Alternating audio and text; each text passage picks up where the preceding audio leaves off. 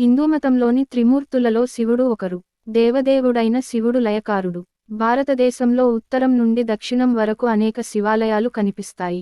ప్రపంచంలోనే అత్యంత ఎత్తైన శివాలయం ఏంటో తెలుసా? ఇది ఉత్తరాఖండ్లోని తుంగనాథ్ ఆలయం. శివుని 5 కేదార క్షేత్రాల్లో తుంగనాథ్ ఒకటి. ఉత్తరాఖండ్లో ఉన్న 5 పురాతన, పవిత్ర దేవాలయాలను పంచకేదార క్షేత్రాలు అంటారు. ఇప్పుడు మనం అత్యంత ఎత్తైన శివాలయానికి సంబంధించిన ఆసక్తికరమైన విషయాలను తెలుసుకుందాం.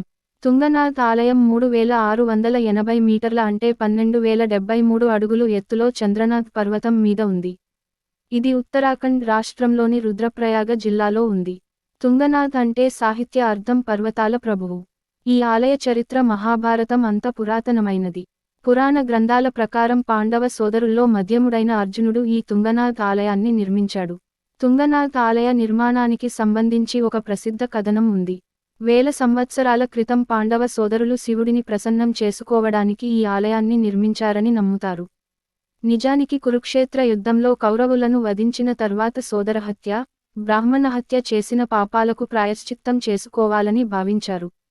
ఆ సమయంలో వ్యాస మహర్షి పాండవులను శివుడు క్షమించినప్పుడే పాపం నుండి విముక్తులవుతారని చెప్పాడు. దీంతో పాండవులు తమ రాజ్యాధికారాన్ని తమ బంధువులకు అప్పగించి, శివుడిని అనుగ్రహం కోసం బయలుదేరారు. అప్పుడు పాండవులు శివుడిని వెతకడం ప్రారంభించి హిమాలయాలకు చేరుకున్నారు. యుద్ధంలో అయితే పాండవులు దోషులని భావించిన శివుడు నంది రూపం ధరించి పాండవుల నుండి తప్పించుకున్నాడు. శివుడు భూగర్భంలోకి వెళ్ళాడు. తరువాత అతని శరీర భాగాలు నంది 5 వేర్వేరు ప్రదేశాలలో దర్శనం ఇచ్చాయి. తుంగనాథ్ పంచకేదార్లలో మూడవది, తృతీయ కేదార్, తుంగనాథ్ ఆలయ స్థలంలో శివుని చేతులు కనుగొనబడ్డాయి. దీని ఆధారంగానే దేవాలయం పేరు వచ్చింది.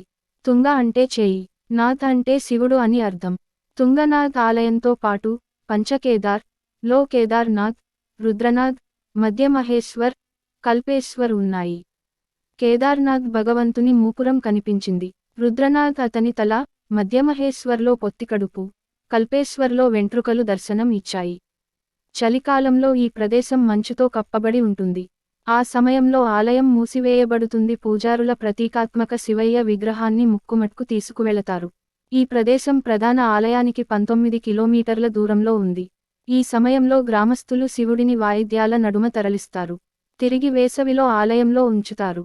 భక్తులు ఏప్రిల్, నవంబర్ మధ్య ప్రధాన ఆలయాన్ని సందర్శించవచ్చు.